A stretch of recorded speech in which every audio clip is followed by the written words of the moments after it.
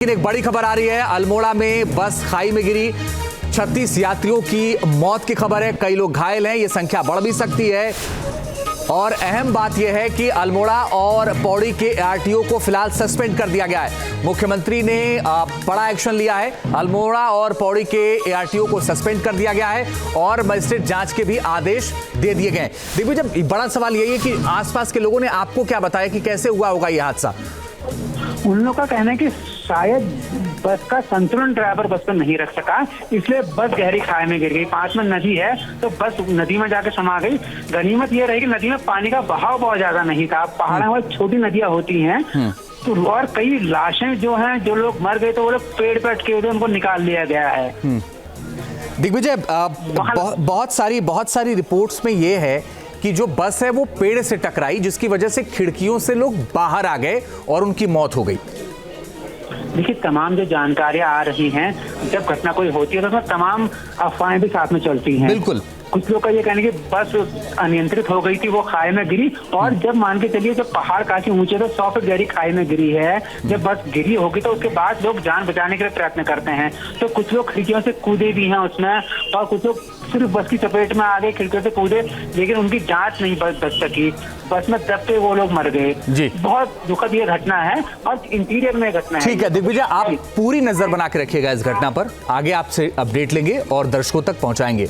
इस दुखद हादसे पर उत्तराखंड के पूर्व मुख्यमंत्री हरीश रावत ने क्या कुछ कहा है, एक बार फिर से आपको सुनवाते हैं।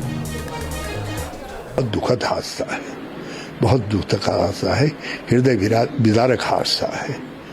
और अब हादसे के क्या कारण रहे हैं उसके तह में जाया जाएगा, लेकिन यह हादसा अपने आप में बहुत दुखद है।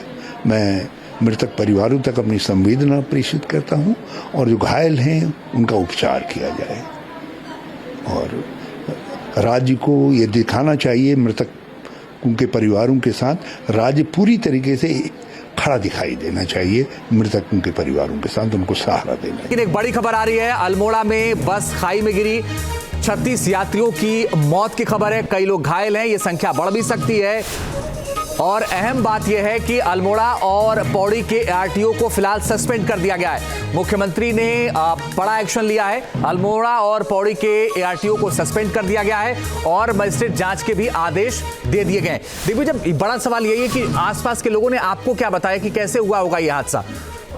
उन लोगों का कहना है कि शायद बस का संतुलन ड्राइवर बस पर नहीं रख सका, इसलिए बस गहरी खाई में गिर गई। पास में नदी है तो बस नदी में जाके समा गई।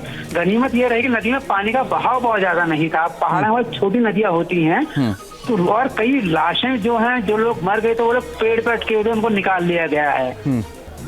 दिग्विजय, बहुत सारी रिपोर्ट्स में ये है कि जो बस है वो पेड़ से टकराई, जिसकी वजह से खिड़कियों से लोग बाहर आ गए और उनकी मौत हो गई।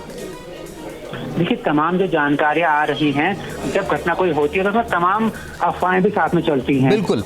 कुछ लोग का ये कहने की बस अनियंत्रित हो गई थी, वो खाई में गिरी। और जब मान के चलिए जब पहाड़ काफी ऊंचे थे, 100 फीट गहरी खाई में गिरी है, जब बस गिरी होगी तो उसके बाद लोग जान बचाने के लिए प्रयत्न करते हैं। तो कुछ लोग खिड़कियों से कूदे भी हैं उसमें, और कुछ लोग सिर्फ बस की चपेट में आ गए, खिड़कियों से कूदे, लेकिन उनकी जांच नहीं बच सकी। बस में दबते वो लोग मर गए। बहुत दुखद ये घटना है और इंटीरियर में घटना है। ठीक है दिग्विजय, आप पूरी नजर बना के रखिएगा इस घटना पर। आगे आपसे अपडेट लेंगे और दर्शकों तक पहुंचाएंगे। इस दुखद हादसे पर उत्तराखंड के पूर्व मुख्यमंत्री हरीश रावत ने क्या कुछ कहा है, एक बार फिर से आपको सुनवाते हैं। दुखद हादसा है, बहुत दुखद हादसा है, हृदय विदारक हादसा है। और अब हादसे के क्या कारण रहे हैं उसके तह में जाया जाएगा, लेकिन यह हादसा अपने आप में बहुत दुखद है। मैं मृतक परिवारों तक अपनी संवेदना प्रेषित करता हूं और जो घायल हैं उनका उपचार किया जाए।